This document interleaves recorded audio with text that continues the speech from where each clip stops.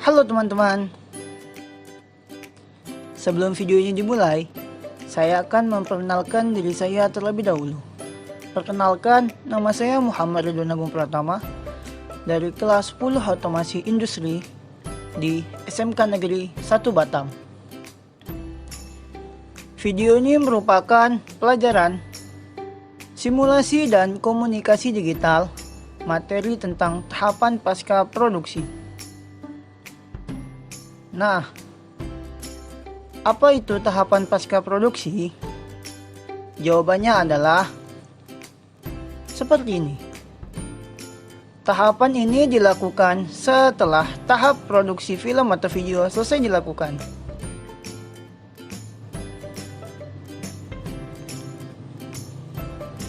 Lalu, apa saja sih tahapan pasca produksi itu? Nah, lazimnya kita melakukan tahapan pasca produksi itu. Yang pertama itu ada capturing atau importing. Yang kedua ada pemotongan, ketiga ada pengaturan transisi, keempat ada pemaduan suara atau dubbing, yang kelima ada rendering. Nah, sini saya akan menjelaskan satu-satu. Yang pertama itu ada capturing atau importing. Penjelasannya adalah seperti berikut. Untuk melakukan pemindahan rekaman gambar atau video dari kamera ke perangkat editing. Bila hasil rekaman berupa file gambar, kita bisa melakukan proses pemindahan dengan capturing. Sedangkan kita dapat melakukan importing untuk memindahkan hasil rekaman file audio. Nah, yang kedua ada pemotongan, yaitu proses memotong hasil rekaman gambar untuk mendapatkan potongan video yang lebih baik.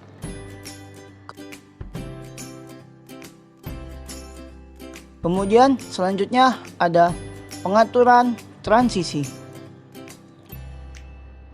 yaitu transisi merupakan bentuk perpindahan antara potongan gambar untuk menjaga kontinuitas gambar, membentuk suasana dan pembeda waktu dan tempat. Nah, transisi ada jenis-jenisnya loh. Yang pertama itu ada cut atau cut to, yaitu sebagai perpindahan atau transisi dari satu gambar atau adegan yang lain secara langsung. Yang kedua ada dissolve, yaitu sebagai jembatan potongan gambar yang secara berangsur-angsur terjadi perpindahan gambar. Yang ketiga ada wipe, yaitu sebagai transisi yang menggantikan gambar dengan gambar berikutnya dengan cara bergerak dari sisi ke sisi lain menggunakan pola bentuk tertentu. Yang keempat ada fade atau fading, yaitu sebagai transisi yang menggantikan gambar dari yang gelap perlahan-lahan menjadi tampak gambarnya atau fade in, atau dari berubah secara berangsur-angsur menjadi gelap, bisa disebut fade out. Selanjutnya ada pemaduan suara atau dubbing. Penjelasannya adalah proses memadukan suara latar ke dalam track audio dengan gambar yang sudah tersusun atau sebaliknya. Kemudian ada rendering,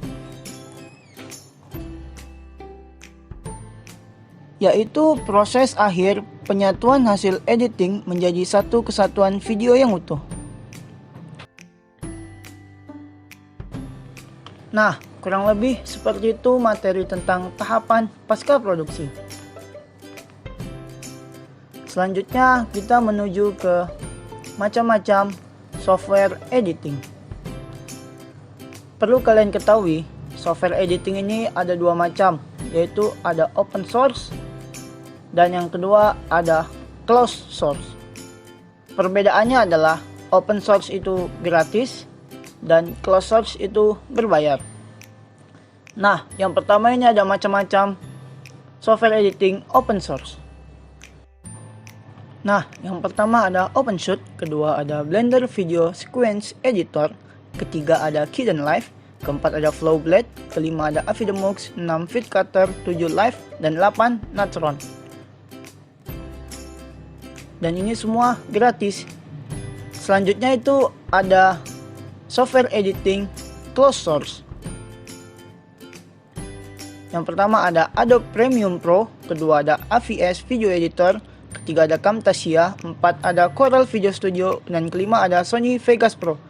Dan ini merupakan yang berbayar. Sekian saja video dari saya, semoga bermanfaat.